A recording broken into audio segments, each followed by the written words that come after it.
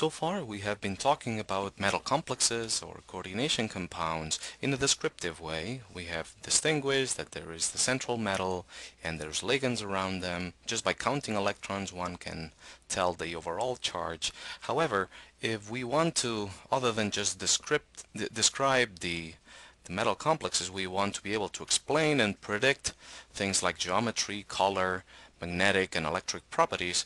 We need to bring in a different theory of bonding that you may not have heard before, or maybe if you heard about it, you may not know too much about it. The theories that we will have to introduce in this module is molecular orbital theory. And to do that, we will need to bring this theory because there are some observations that just using Lewis structures we cannot explain. For example, the fact that nickel tetracarbon monoxide is tetrahedral, however, platinum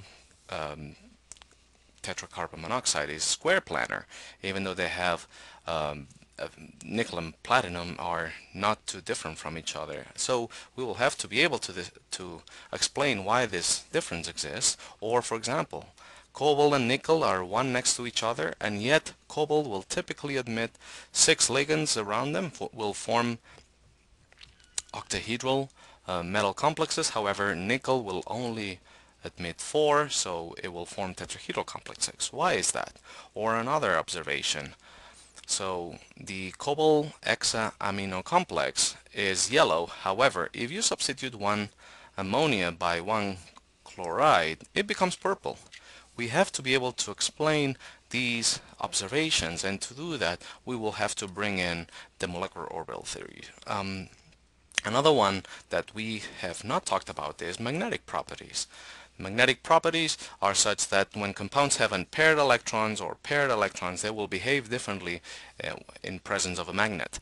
So when iron 2 is surrounded by 6 bromides, is paramagnetic, that is, it has unpaired electrons. However, when the iron 2 is surrounded by 6 cyanides, it is diamagnetic. So we will have to be able to explain these observations that cannot be explained just by building Lewis structures. And that brings us to give a little bit of perspective of what we mean in terms of theories of bonding.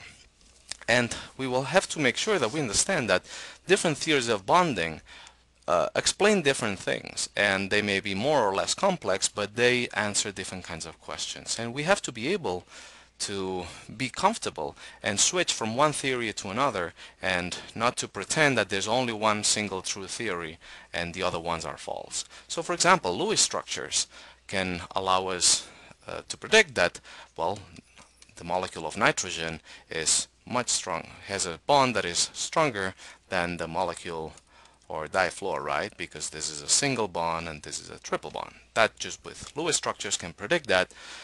If you remember from the first semester, via CPR theory, the valence shell electron pair repulsion theory tells you why the boron trifluoride is nonpolar. It's pretty much because it is a trigonal planar geometry with a 120 degrees between the fluorides, fluorines I should say.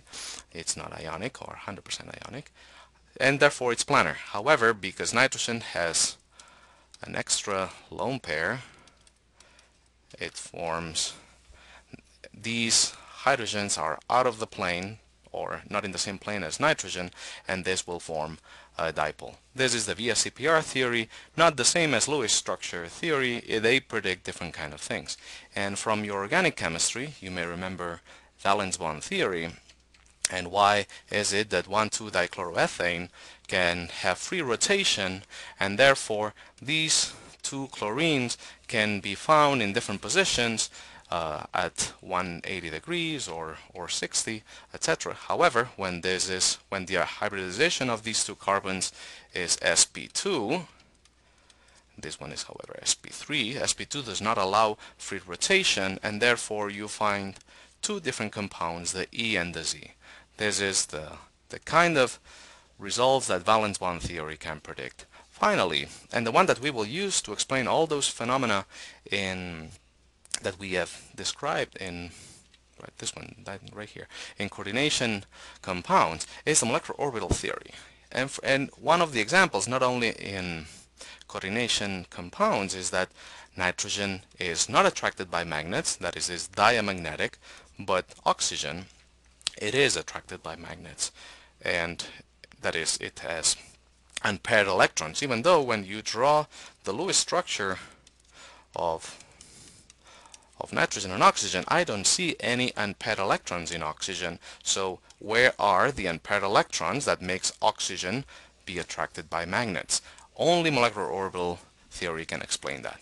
So let's make sure that we understand that different theories can answer different type of questions. So, and you will solve in class questions like that. The first, you need to identify what kind of theory can answer that question. So, for example, in this first question, which of the following compounds has the shortest bond? To predict the shortest bond, you just need to look at bond order, and for the bond order, you just need to apply Lewis structures theory. So you will do that in class, but the first step is to identify what theory can provide the answer to your question. In this case, which of the following formulas represents substances that are likely to be stable at ordinary temperature and pressure? In this case, you just need to count how many electrons exist around the atom. So again, Lewis structure will be able to predict this, okay, whether they follow the octet or not, etc. Okay, just counting electrons. In here, the VSEPR theory tells you the angles among atoms.